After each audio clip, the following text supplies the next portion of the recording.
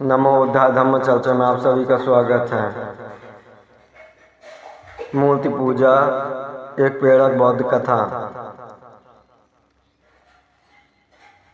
एक राजा था जो मूर्ति पूजा का घोर विरोधी था। एक दिन उसके दरबार में एक पुजारी आया और बोला कि हे राजन, आप मूर्ति पूजा का विरोध क्यों करते हैं? पुजारी बोला, राजन कहते हैं कि हे पुजारी, यदि आप मूर्ति पूजा को सही सिद्ध करते हैं तो मैं इसे स्वीकार कर लूँगा। पुजारी बोला, आपके दरबार में जो आपके स्वर्गीय पिताजी की मूर्ति लगी हुई है उस पर आप थूक कर दिखाइए। यदि नहीं थूक सकते तो आप भी मूर्ति पूजा करना स्वीकार कर दीजिए। अचानक रात दरबार में सन्नाटा छा गया। राजा कुछ सोच समझकर बोला कि आप 7 दिन बाद आना, मैं आपके सवाल का जवाब दूंगा। वहां से पुजारी चला गया।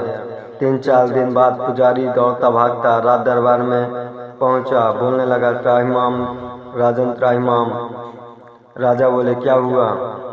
पुजारी बोला, आपके सैनिक मेरे माता पिता को बंदी बनाकर ले आए हैं और मेरे घर में 2 मूर्तियां छोड़ दी हैं। राजा बोला, उन्हें ऐसा करने के लिए मैंने ही कहा था। आप के माता पिता अब यहाँ बंदी गृह में रहेंगे और उन्हें खाने पीने के लिए भी कुछ नहीं दिया जाएगा। आप घर जाएं और उनकी मूर्तियों को खिलाए पिलाए, नहलाएं धुलाएं, उनकी सेवा करें। पुजारी बोला, वो तो मूर्तियां हैं, कैसे खा पी सकती हैं? और मैं मूर्तियों को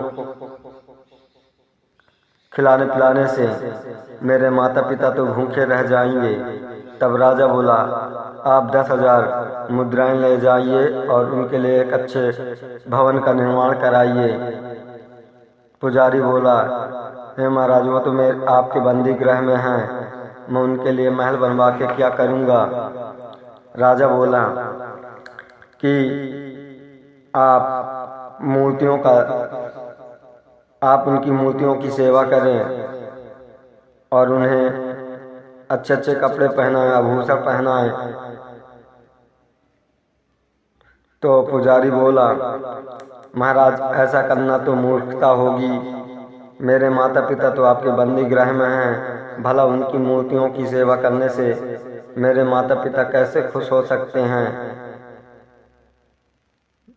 महाराज बोले, तभी तो मैं कहता हूँ कि मूर्ति पूजा करना सही नहीं है। हम मूर्ति पूजा नहीं करते बल्कि अपने पूर्वजों के कलाकृतियों को सुरक्षित रखने, उनकी कलाकृतियों का ध्यान रखते हैं,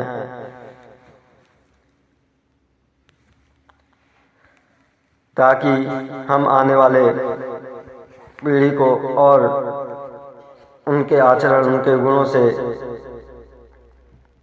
परिचित करा सकें, उनके सिद्धांतों से परिचित करा सकें। हम इसे पूजा नहीं कहते।